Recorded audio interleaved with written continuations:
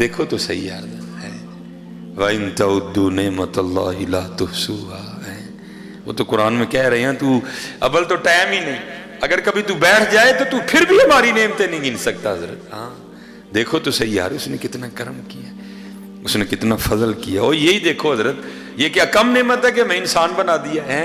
میرے سیدی فرمایا کرتے تھے بھائی رب کا شکر ادا کر، کتے ڈڈو بنا کے کتے چھپڑ چنی سے واڑ چھڑے ہے۔ ہاں بھائی حقیقت کیا زور ہے اس پہ، کسی کا اس پہ کوئی زور ہے بھائی؟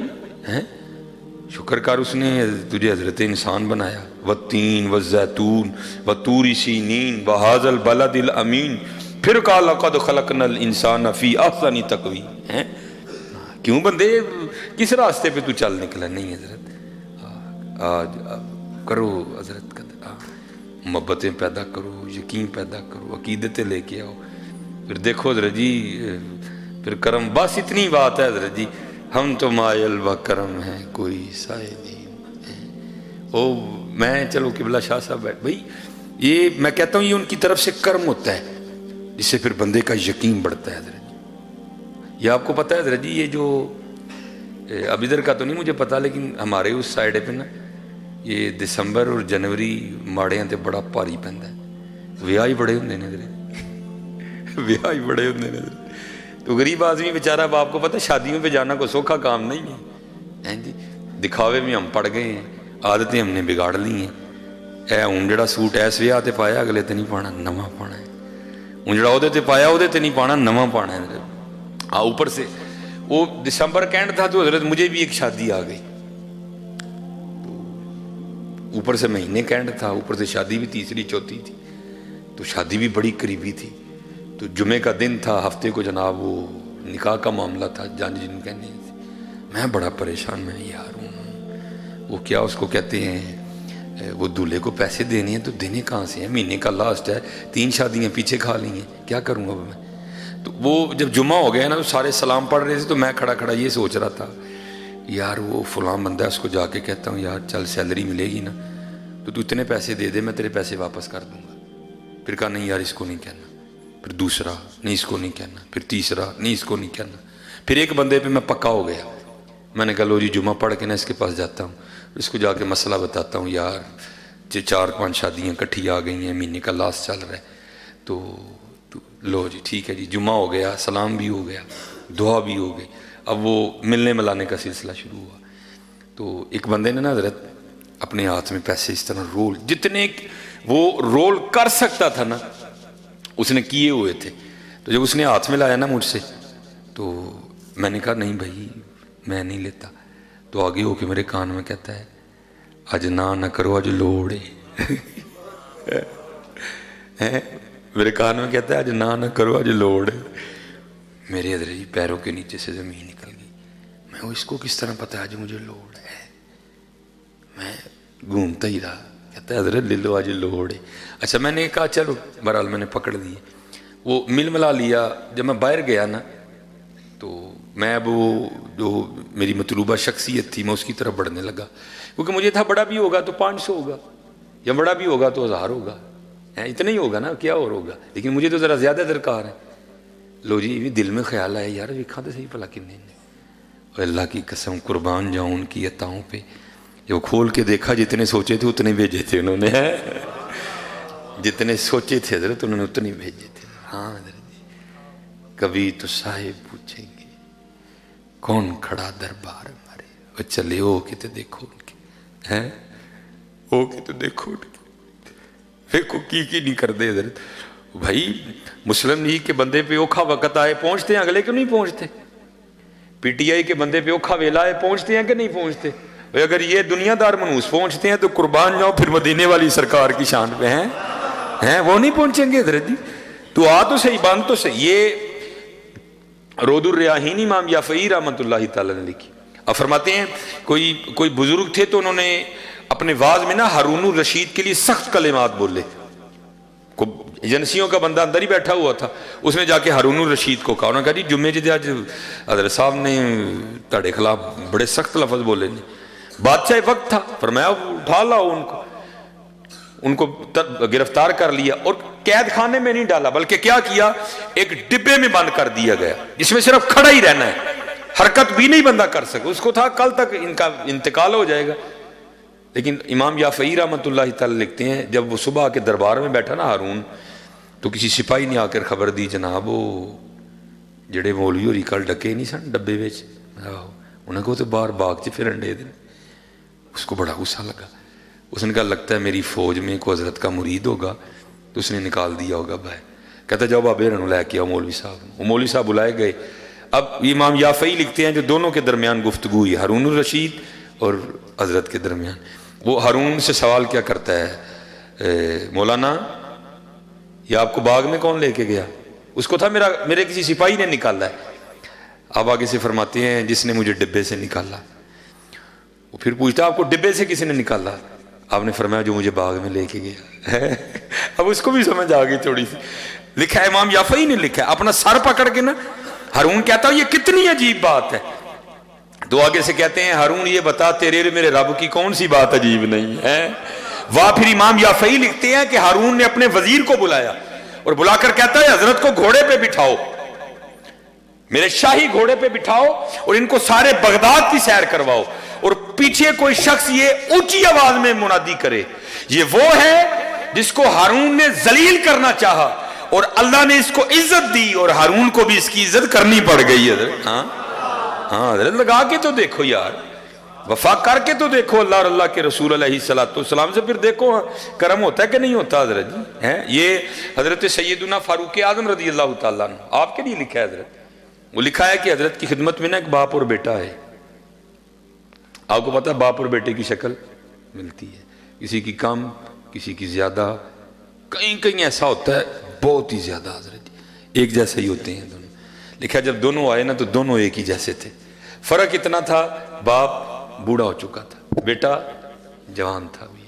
باپ جلد پہ بڑھاپے کے اثار آ چکے تھے، جو بیٹا تھا وہ جوان تھا۔ لکھا ہے کہ حضرت فاروق اعظم رضی اللہ تعالیٰ عنہ بھی حیران ہوئے، بغیر نہیں رہ سکے۔ آپ نے فرمایا میں نے بڑے باپ اور بیٹا دیکھے ہیں لیکن جتنی تم دونوں کی شکل ملتی ہے میں نے کبھی نہیں دیکھا۔ اور کردہ حضرت اگر آپ اس بچے کا قصہ سنیں گے تو آپ کی حیرانگی میں اور اضافہ ہوگا۔ آپ نے فرمایا پھر سنا۔ عرض کرتا ہے حضور میں ایک تاجر ہوں اور اکثر تجارت کی غرض سے 4 ماہ 5 ماہ 6 ماہ کے لیے اپنے گھر سے دور رہتا ہوں۔ جب اس بچے کی ولادت ہونے والی تھی نا، ابھی دنیا میں نہیں آیا، تو جو میں کام کرتا تھا نا میرا مال بالکل تیار ہو چکا تھا، اگر نہ لے کے جاتا تو ضائع ہو جاتا، مجبوراً نکلنا پڑا۔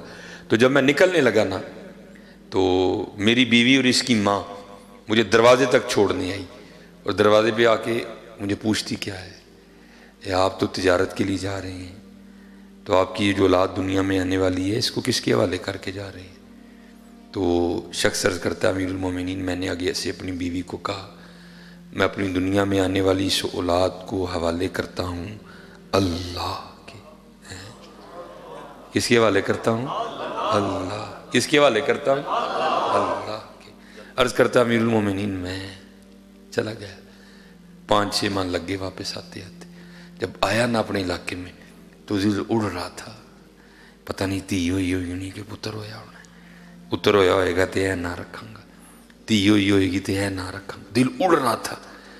لیکن عرض کرتا امیر المومنین جب گھر آیا نا تو آ کے کیا دیکھتا ہوں گھر کو تالا لگا۔ میں کہا بیوی میری کدھر گئی؟ میں نے ہمسائے کے دروازے پہ دستک دی اور پوچھا میری بیوی کدھر ہے؟ وہ آگے سے کہتا ہے بھائی بات یہ ہے کہ جب بچے کی ولادت کا وقت قریب آیا نا تو تیری بیوی درد ذہ کی شدت کو برداشت نہیں کر سکی، تو اس درد کی وجہ سے اس کا انتقال ہو گیا۔ تو پھر بچے کی ولادت نہیں ہوئی تو ہم نے تمہاری بیوی کو فلاں قبرستان میں دفنا دیا۔ ایک شخص ساتھ گیا، اس نے قبر کی نشاندہی کی، میں نے تلاوت قرآن کریم کی، اپنی بیوی کی بخشش و مغفرت کے لیے دعا کی، گھر آ گیا، زور پڑی، عصر پڑی، مغرب پڑی، عشاء پڑی، چارپائی پہ لیٹ گیا۔ میرے دل کے اندر یہ خواہش پیدا ہوئی کہ میں پھر بیوی کی قبر پہ جاؤں اور جا کے نہ پھر میں قرآن پڑھوں، اس کے لیے دعا کروں۔ آپ کو پتہ ہے حضرت دن کے وقت ڈر کے مارے قبرستان کوئی نہیں جاتا، تو رات کو جانا کو سوکھا کام ہے، لیکن کیا ہے وہ کہتا ہے قدرت کھینچ رہی تھی، نہ چاہتے ہوئے بھی چلا گیا۔ جب اپنی بیوی کی قبر پہ پہنچا نا تو جا کے کیا دیکھتا ہوں، بیوی کی قبر سے شعلہ روشن ہے، آگ نکل رہی۔ میں بڑا گھبرایا، یہ تو بڑی صوم و صلات کی پابند تھی، باحیا خاتون تھی، میری بڑی تابعدار تھی، ذاکرہ تھی، عابدہ تھی، صالحہ خاتون تھی، اس کی قبر میں کیوں آگ لگ گئی؟ حضرت اب تو ہم قبر دوسرے انداز سے ہوتے ہیں، پہلے قبریں ہوتی تھی سامی، ٹھیک ہے جی، قبر پھر اندر جا کے سائڈ کو پھر آگے کا گڑا، اس میں پھر میت کو رکھا جاتا تھا۔ اور کرتا امیر المومنین میں نے قبر کھولی، مٹی نکالی، اندر گیا، اینٹیں لگی تھیں، اینٹیں اتاری تو کیا دیکھتا ہوں، قبر میں میری بیوی کا مردہ وجود پڑا ہے، اور اس کے ساتھ یہ بچہ کھیل رہا ہے جس کو آپ دیکھ کے حیران ہو رہے ہیں کہ دی شکل تیرے نہ بڑی ملتی ہے۔ میں بھی بڑا حیران ہوا، یہ کیا ہے؟ میں نے بچے کو نکالا، سینے سے لگایا، قبر سے باہر نکلا تو غیب سے آواز کیا آئی، بندیا تو جاندیاں دروازے تے کھلو کے کہہ کے گیا سے، یا اللہ میں دنیا چاہنے والی اپنی اولاد نو والے کرنا وا، اللہ دے ساڑے والے کر کے گیا ہے، زندہ دین دے سا، بوڑھی ساڑے والے کر کے جاندہ وہ بھی تینوں زندہ ہی دینی سی، وہ کر کے تو دیکھو یار، کر وَمَن يَتَوَکَّلْ عَلَى اللَّهِ فَهُوَ حَسْبُهُ، کرو تو صحیح یار، کیوں بھاگ رہے ہیں حضرت؟ کرو تو صحیح حضرت، پڑھ کے تو دیکھو یار، اللہ پڑھ کے تو دیکھو، دیکھو پھر ہوتا کیا ہے حضرت، بڑا زور ہے حضرت اس نام میں، اللہ۔ اور میں آپ کو حقیقت بتا رہا ہوں حضرت، جنہوں نے پکایا نا اس کو، ان کو پھر ضرورت نہیں۔ حضرت سیدنا سالم بن عبداللہ لکھا ہے کہ حضرت طواف کر رہے تھے، منصور آ گیا بادشاہ وقت، جی اسی تہار والے وظیفے پہ پڑھنے ہیں یار، کہتے کسی اہم میں نے نہ یاری لگ جائے، آیا کیسے لوگ تھے یار۔ وہ جب آیا نا منصور تو کیا ہوا، بڑے لوگوں نے طواف چھوڑ دیا اور منصور کو پروٹوکول دیا، لیکن حضرت سالم بن عبداللہ رحمۃ اللہ رضی اللہ تعالیٰ آپ اسی طرح حضرت جی محویت کی کیفیت میں بیت اللہ کا طواف کرتے رہے۔ بادشاہ وقت تھا، اس کو بڑا غصہ لگا، اس نے کہا یہ سالم نے مجھے پروٹوکول کیوں نہیں دیا؟ لیکن حضرت کا ایک روب تھا، عمل کا بڑا روب ہوتا ہے قبلہ، بڑا روب ہوتا ہے عمل کا۔ اب سمجھ نہ آئے کروں کیا، اس نے دنیا دار تھا نا، داؤ چلا اس نے کہا لے جی پھر کوئی ہی پتہ سٹنے ہیں کہ حضرت بھی ذرا نا ذرا میرے منن والے جو جان کیا کرتا ہے، طواف کرتا کرتا نا حضرت کے قریب آ گیا اور آ کے عرض کرتا ہے حضور یہ لوگوں نے میرے پروٹوکول کے لیے طواف ترک کر دیا، آپ نے ترک نہیں کیا، مجھے آپ کی بات بڑی پسند آئی ہے، میں بڑا خوش ہوا ہوں، بادشاہ وقت مانگے کیا مانگتے ہیں۔ اور حضرت کھڑے ہو گئے، فاروقی خون نے جوش مارا، آپ نے فرمایا اوے منصور تجھے شرم نہیں آتی، وہ تو اللہ کے گھر میں کھڑا ہو کے مجھے دعوت گناہ دیتا ہے؟